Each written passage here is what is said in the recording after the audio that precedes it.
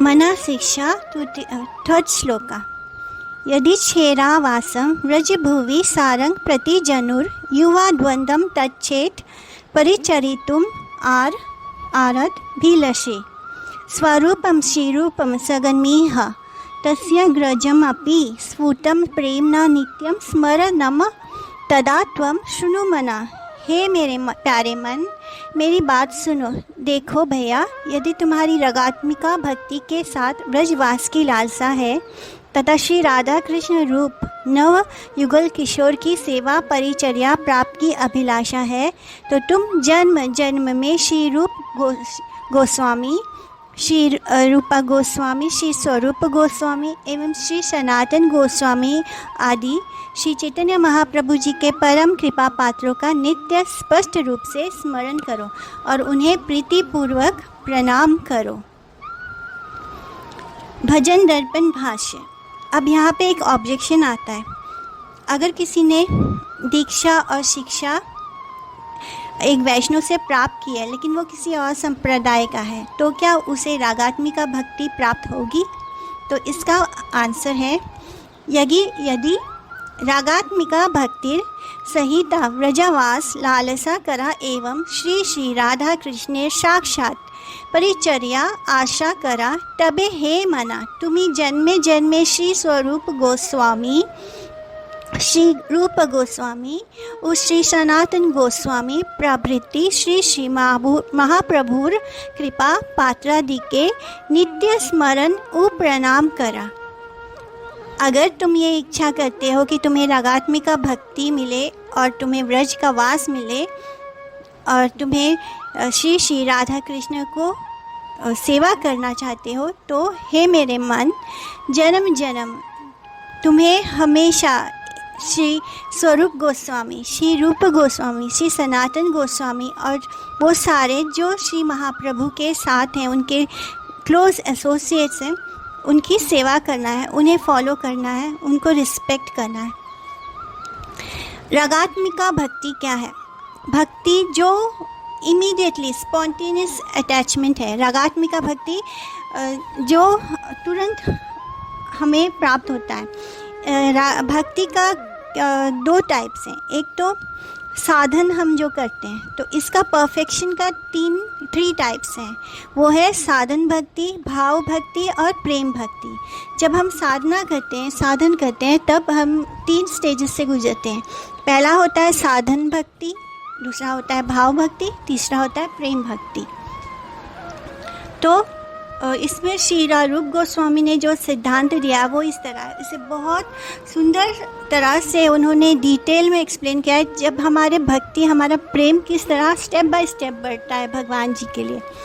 आदो श्रद्धा तथा साधु संग था तथा भजन क्रिया ततो अनर्थ निवृत्ति स्या ततो निष्ठा रुचि तथा शक्ति ततो भावस तथा प्रेमाभ्युदानचति साधकानाम अयम प्रेमना प्रादुर्भावे भवेत क्रमा।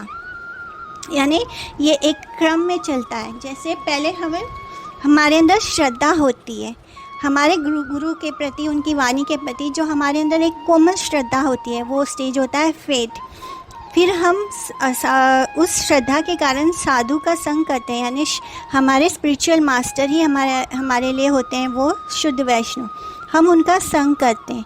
फिर उसके बाद आता है भजन क्रिया, यानी हम भक्ति के सारे एक्टिविटीज़ एग्जीक्यूट करते हैं, भजन क्रिया करते हैं। और तब उसके बाद हमारे अंदर जितनी भी अनर्थ होती है, जितनी भी जलन, ईर्ष्या, ईगो, लस्ट, जितनी भी ये जो अनर्थ हैं, वो उसकी हमें, हमारी सारी बुरी आदतों से हमें निवृत्ति मिलती है, अनर्थ निवृत्ति। उसके बाद हमारे अंदर जब ये सफाई हो जाती है हमारे हृदय में, तब हमारे अंदर निष्ठा जागती है। एक पक्का, एक कंफर्म रेसोल्यूट डिटर्मिनेशन होता है जिसको हम फॉलो करते हैं। उसके बाद हमारे अंदर टेस्ट आता है भक्ति को लेके, प्रेम का शुरुआत है ये, हमारे अंदर रुचि होती है। उस रुचि के बाद का स्टेज होता है आसक्ति। आसक्ति इस संसार के प्रति नहीं, बल्कि कृष्ण और राधा रानी के प्रति। अटैचमेंट होता है, आसक्ति होती है। उसके बाद का जो स्टेज है वो भाव है, यानी डिवाइन इमोशंस, इसको बोलते हैं रति, अपीयर्स। और फिर उससे हमारे अंदर डिवाइन लव यानी प्रेम जन्म लेता है। ये एक ग्रेजुअल डेवलपमेंट होता है भक्ति में। जब एक साधक प्रैक्टिस कर रहा होता है भक्ति को, साधना भक्ति को, तब वो दो तरह की भक्ति होती है। पहला होता है वैदिक भक्ति, दूसरा होता है राग अनुग भक्ति। जब हम भक्ति के results at the time of attaining the results of भक्ति, जब हमें भक्ति के रिजल्ट्स मिलने शुरू होते हैं तो उसमें एक हल्का सा डिफरेंस होता है वैदिक भक्ति में, जिसे श्रील रूप गोस्वामी ने इस तरह एक्सप्लेन किया है भक्ति रसामृता सिंधु में, कि जब हमारे अंदर भक्ति राग से नहीं आता है बल्कि रूल्स और रेगुलेशन से आता है। शास्त्रों में जो रूल्स और रेगुलेशन दिए गए हैं उसके थ्रू हम फॉलो कर रहे हैं भक्ति मार्ग में, यानी हमारे अंदर एक नेचुरल अटैचमेंट नहीं है राधा कृष्ण के लिए, जो अपने आप होता है वो चीज़ नहीं है। तब हम रूल्स और रेगुलेशंस फॉलो करते हैं, चार नियम फॉलो करते हैं, स्क्रिप्चर्स पढ़ते हैं, उसमें जो लिखा है उसको फॉलो करते हैं, तब इसको बोला जाता है वैदिक भक्ति। तो कुछ लोग वैदिक भक्ति के पाठ को फॉलो करते हैं, उसके रूल्स को फॉलो करते हैं, मर्यादा को फॉलो करते हैं, और ये बिल्कुल जितना शास्त्र में लिखा होता है बस उसी को अंतर्गत हम भक्ति कर रहे होते हैं, जो उसमें लिखा है उसके अकॉर्डिंगली हम फॉलो कर रहे होते हैं। तो ये होता है वैदिक भक्ति। और अब रागानु भक्ति क्या होता है? रागात्मिका भक्ति में ये सबसे ऊंची भक्ति है, fully expressed by the resident of Vraja. जो व्रजवासी हैं उनके अंदर जो भाव देखते हैं हम कृष्ण के प्रति, वो है रागात्मिका भक्ति। माने उन्हें कृष्ण के ऐश्वर्य से कोई अटैचमेंट नहीं है, उन्हें कृष्ण सिर्फ अपने लगते हैं, अपना बच्चा लगता है या अपने मित्र लगता है, लवर लगता है। मतलब वो कृष्णा को भगवान नहीं मानते, उनके अंदर एक नेचुरल अटैचमेंट है कृष्ण के प्रति, व्रजवासियों के प्रति। तो उनका जो भक्ति है वो है रागात्मिका भक्ति। तो भक्ति which follow in accordance with this, यानी जो व्रजवासियों की तरह हमारे अंदर प्रेम जब जागता है तो वो रागानुगा भक्ति है, राग होता है, प्रेम होता है। इसको कैसे डिस्क्राइब किया गया रागानुगा भक्ति को? जैसे राग इज कल्टिवेशन ऑफ डीप मेलो। ये माने राग क्या होता है? वो जब हमारे अंदर डीप भगवान के प्रति बहुत अटैचमेंट होता है, यानी जब जिनसे हम प्रेम करते हैं तो उनके प्रति जो एक भाव होता है, एक अटैचमेंट होता है, वो होता है राग। तो जो भक्ति इस तरह के अटैचमेंट से रिलेटेड होती है उसको बोला जाता है रागात्मिका भक्ति। ये भी दो तरह की होती है, एक काम रूप होता है और एक संबंध रूप होता है। काम रूप वो होता है जिसमें माधुर्य रस होता है, जैसे कृष्ण, राधा रानी, कृष्ण और गोपियाँ, एक कॉन्जुगल डिज़ायर होता है प्रेम में, तो वो होता है काम रूप, यानी रागात्मिका का काम रूप भक्ति। और रागात्मिका भक्ति का दूसरा रूप होता है वो संबंध रूप होता है, जिसमें जैसे कि नंद बाबा, यशोदा मैया, प्रौढ़ गोपियाँ, जैसे ग्वाल बाल, तो ये इनका एक रिलेशनशिप है। कुछ उनको बच्चा समझते हैं, अपना बेटपुत्र मानते हैं, और ग्वाल बाल उनको अपना मित्र मानते हैं। तो इस तरह उनके अंदर वो संबंध को लेकर भक्ति है। ये भक्ति रसामृता सिंधु में आता है कि जो व्यक्ति के अंदर बहुत ग्रीड होता है, भाव, व्रजवासियों का भाव पाने के लिए, वो पूरी तरह रागात्मिका भक्ति में के लिए क्वालिफाइड होता है। माने अगर हमारे अंदर व्रजवासियों की तरह नेचुरल और स्पॉन्टेनियस लव है कृष्णा के लिए, और हमें उन व्रजवासियों के भाव को पाने की बहुत तीव्र इच्छा है हमारे अंदर, तो हम रागात्मिका भक्ति के लिए क्वालिफाइड हैं। तो ऐसा ग्रीड होना चाहिए, लालच होना चाहिए हमारे अंदर। वो जैसे हमारे ये इंटेलिजेंस जो है, हमारी जो बुद्धि है, वो शास्त्रों में लिखे हुए रूल्स और रेगुलेशंस और लॉजिक में नहीं ढूंढती भगवान के प्रति प्रेम के लिए। हम नेचुरली कृष्ण को प्रेम करते हैं, नेचुरली उनका ध्यान रखते हैं। हमें कोई स्क्रिप्चर देखना नहीं पड़ता है कि भगवान को इतने बजे ये करना है, या रात को सुलाते समय उनके पैरों, जैसे अभी हम देखते हैं तो लोग देती सर्विस तो करते हैं, लेकिन वो पूछते हैं कि भगवान को क्या करना है, भगवान को कितना चंदन लगाना है, कहाँ लगाना है, उनको क्या कैसे कैसे करके लगाना है।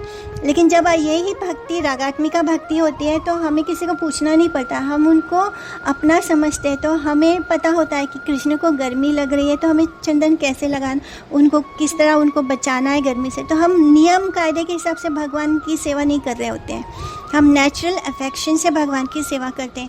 मतलब हमें किसी को ये पूछना नहीं पड़ता है कि हमें कितने बजे क्या करना है, सुलाते समय क्या करना है, खाना खिलाते समय क्या करना है। ये सब हम नियम नहीं देखते हैं, हम लॉजिक नहीं देखते हैं। हम सीधा भगवान को अपना मानकर, जैसे ब्रजवासी भगवान को अपना मानकर उनका ध्यान रखते थे, उनका केयर करते थे, हम भी वैसे ही करते हैं। तो वो होता है रागात्मिका भक्ति। वैधि भक्ति का अधिकारी तो भाव वीरभाव नावाधि अत्र शास्त्रम तथा तर्कम अनुकूलम अपेक्षते। जब तक भाव भक्ति नहीं आती है तब तक हम विधि भक्ति और शास्त्र और लॉजिक के हिसाब से हम वैधि भक्ति करते हैं।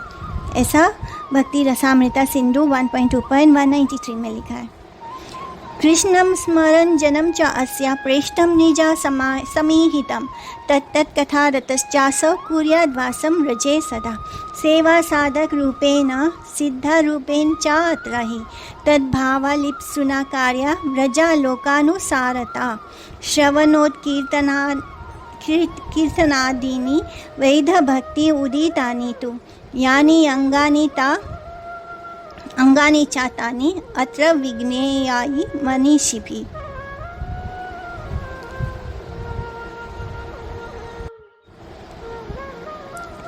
भक्ति रसामृता के इस श्लोक के हिसाब से हमें कृष्ण और उनके जो क्लोज एसोसिएट्स हैं, जिनका सेम मूड है, जो सेम रागात्मिका भक्ति में भगवान को से एसोसिएटेड है, हमें उनके मूड में हमें उनको स्मरण करना है, उनको हमेशा याद करना है और हमें उनकी कथा डिस्कस करनी चाहिए और हमेशा व्रज में रहना है। व्रज में रहने का मतलब ये नहीं होता कि हमें शरीर से, कभी कभी हम शरीर से व्रज में नहीं रह पाते, इसका मतलब ये नहीं कि हमें व्रजवास नहीं मिल रहा।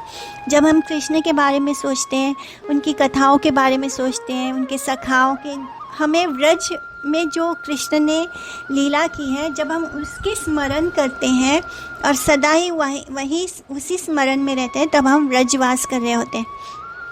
तो इस तरह हमें व्रजवासियों को फॉलो करना है, वहाँ पे जिस तरह से उन्होंने कृष्ण को सर्व किया हमें उसे फॉलो करना है और हमें साधक रूप में या फिजिकल बॉडी से, और एक साधक रूप होता है और एक सिद्ध रूप होता है। मैंने जैसे कभी कभी साधक स्त्री नहीं पुरुष है, लेकिन उसका जो सिद्ध रूप है वो चाहता है कि मैं राधा रानी की सखी बन के राधा रानी को सर्व करूं गोलोक में, तो वो उसका भाव उस रूप में चला जाता है, तो वो उनका सिद्ध रूप है।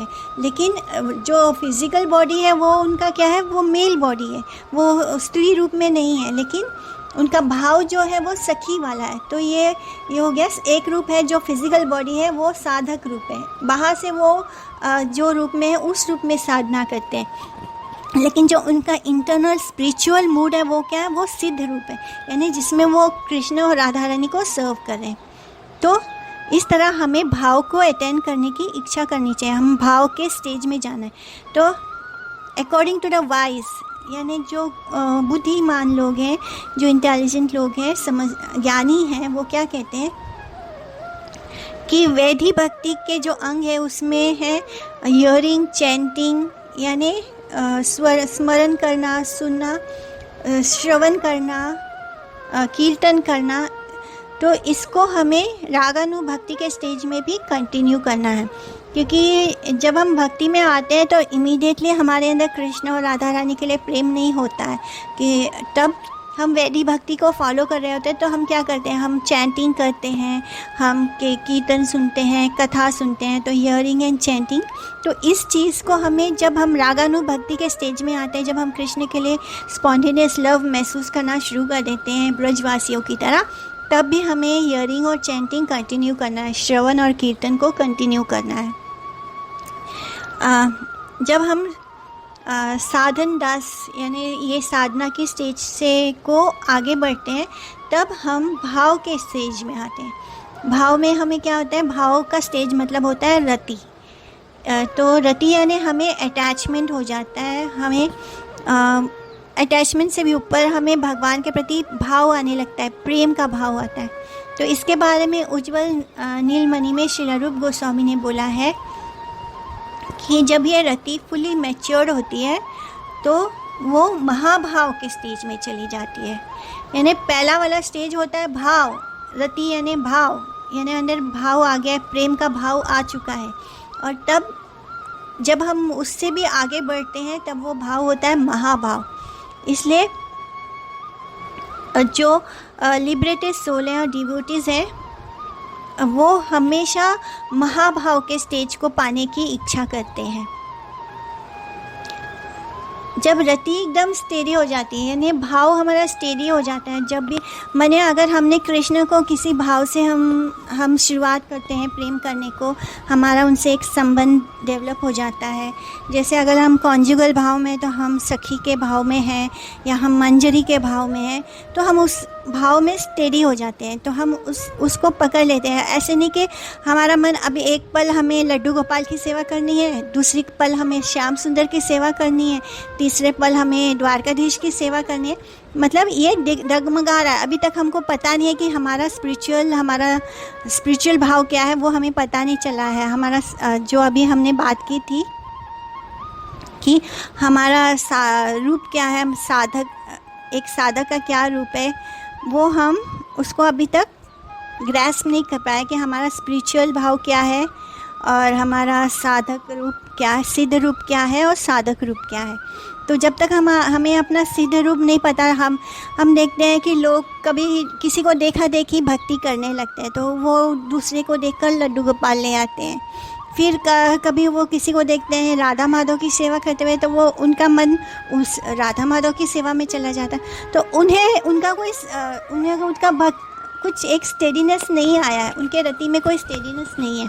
लेकिन जब रति में स्टेडीनेस आता है, जब हमें पता होता है कि हम क्या हैं, हम किस तरह भगवान को सर्व करना चाहते हैं, हमारा जो स्पिरिचुअल रूप है वो क्या है, जब ये स्टेडीनेस आ जाता है भाव में, तब प्रेम का जन्म होता है। यानी उसके बाद भाव के बाद का जो स्टेप होता है, जो स्टेज है, वो है प्रेम। तो ये भी प्रेम में भी हमें बहुत 6 स्टेजेस को पार करना होता है। 6 स्टेजेस हैं प्रेम के भी। इसे मतलब इतनी डिटेल में श्रील रूप गोस्वामी ने बताया है। और ये आता है उज्ज्वल नीलमणि में। वो बताते हैं कि पहला प्रेम के भाव में जो पहला स्टेज है वो है स्नेह। स्नेह के बाद आता है मान के बाद आता है प्रणय, फिर उसके बाद आता है राग, उसके बाद आता है अनुराग, और उसके बाद जो एकदम हाईएस्ट स्टेज ऑफ प्रेम है वो है महाभाव। तो ये सारे स्टेजेस प्रेम के हैं। ये बिल्कुल ऐसा है जैसे गन्ने का पेड़ है। प्रेम जो है वो गन्ने का पेड़ है, जैसे बीज है, और रति जो है वो बीज है। फिर उसमें से हम गन्ने का जो पेड़ है वो क्या है, प्रेम है। और फिर प्रेम से ही शुगर केन होता है, शुगर केन का जूस जो गन्ने का पेड़ है उसमें से ही हम जूस निकालते हैं। तो जूस क्या हुआ, स्नेह हो गया। जूस में से हम मोलासिस बनाते हैं, यानी जो गाढ़ा गुड़ का जो गाढ़ा चाशनी जैसा होता है वो मोलासिस, वो होता है मान। फिर वो जो मोलासिस है जो उसको हम गुड़ बनाते हैं, ड्राइड मोलासिस, तो वो होता है प्रणय। फिर वो ड्राई मोलासिस को हम शुगर के रूप में फॉर्म करते हैं, तब वो अनरिफाइंड शुगर होता है। तब होता है राग। स्नेह राग, तो इस तरह उसके बाद वो उसको जो प्रणय होता है उसके बाद राग आता है, उसके बाद आता है जब हम उस शुगर को रिफाइन करते हैं, वो साफ़ करते हैं, तब वो होता है राग। और जब अंतिम स्टेज पे वो आता है मिश्री, बड़ा सा खंड शुगर होता है, मिश्री आता है, उसको बोलना जाता है महाभाव, यानी जो सबसे हाईएस्ट लेवल ऑफ लव है, प्रेम है। तो इस तरह प्रेम के भी 6 स्टेजेस होते हैं। उस स्टेज से गुजर के हम महाभाव को अटेन करते हैं। डायरेक्टली मतलब प्रेम बोलने से नहीं हो जाता है, प्रेम में भी हमें इन 6 स्टेजेस से गुजरना पड़ता है, और तब जाके एक भक्त के अंदर कृष्ण के प्रति प्रेम जागृत होता है। तो ये बहुत ही कॉन्फिडेंशियल कंक्लूजन है। इसे तो इस तरह जब हम प्रेम बोलते हैं तो बोलने के लिए तो सब प्रेम का ही अंश है, क्योंकि प्रेम एक गन्ने के पेड़ की तरह है और बाकी सब उसमें से ट्रांसफॉर्म हो रहा है। बट किंतु प्रेम में भी महाभाव के स्टेज पहुंचने के लिए हमें 6 स्टेजेस से गुजरना पड़ता है। तो ये बोला जाता है कि अगर हम दूसरे संप्रदाय में हों तो हम क्या ये वाला स्टेज पा सकते हैं महाभाव का। तो यहाँ पे जो गुरुजन बोलते हैं वो कहते हैं कि जो बाकी के संप्रदाय हैं वो श्रृंगार रस को, जो ब्रज के जो श्रृंगार रस है उसको नहीं स्वीकार करते हैं। जो बाकी के संप्रदाय हैं वो पूरी तरह राधा कृष्ण के प्रेम को बहुत नहीं स्वीकार करते हैं, इसलिए वो इस स्टेज को कभी भी नहीं प्राप्त कर सकते हैं।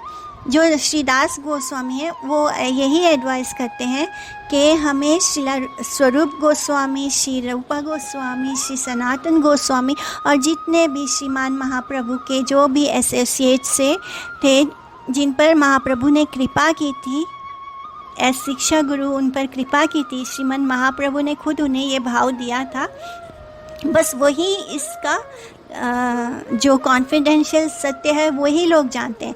इसलिए हम इसी संप्रदाय में, गौड़ीय संप्रदाय में ही इस भाव को समझ सकते हैं, क्योंकि हमें ये सारे पुस्तक श्रील रूप गोस्वामी ने, श्री सनातन गोस्वामी ने, जो हमारे सत गोस्वामी से उन्होंने दिए हैं, जो श्री चैतन्य महाप्रभु के एसोसिएट्स ने हमें बताया है, वो और किसी संप्रदाय में नहीं है। इसलिए हम वहाँ पर रहकर इस श्रृंगार भाव को, ब्रजवासियों के जो श्रृंगार भाव है उसको नहीं जान पाएंगे, नहीं समझ पाएंगे। और रागात्मिका भक्ति का एक ये है कि हम बोलते हैं ना, जो रागात्मिका भक्ति है वो हमें एक जन्म में नहीं प्राप्त होती है, बहुत जन्म लग जाते हैं तब जाके हमें वो महाभाव का स्टेज प्राप्त होता है। तो यहाँ पर हम बोल सकते हैं कि हम फिर ये एक भक्त तो अपने आप को जन्म और मृत्यु के चक्र से मुक्त करना चाहता है, तो फिर वो क्यों बार बार जन्म लेगा। तो ये इस तरह है कि जो प्रेम है वो शुरुआत से लेकर अंत तक रस भरा है, उसमें हमारे पास खोने के लिए कुछ नहीं है और पाने के लिए कृष्ण है। तो जो शुद्ध भक्त होता है वो इस प्रेम का जो रस है वो शुरुआत से ही पान कर रहा था, उसे कोई फ़र्क नहीं पड़ता है कि उसे कितना भी जन्म लेना पड़े, तो वो उस महाभाव को के स्टेज को प्राप्त करना चाहता है। तो इसके लिए वो बार बार जन्म लेने के लिए भी तैयार होता है और हर जन्म में वो कृष्ण और राधा रानी की सेवा करता है। तो इस तरह हमें बर्थ आफ्टर बर्थ हमें जन्म लेकर हमें परफेक्ट होना पड़ता है रागात्मिका भक्ति को प्राप्त करने के लिए, महाभाव स्टेज को प्राप्त करने के लिए। हरे कृष्णा। जितना मुझे समझ आया मैंने एक्सप्लेन किया। हरे कृष्णा।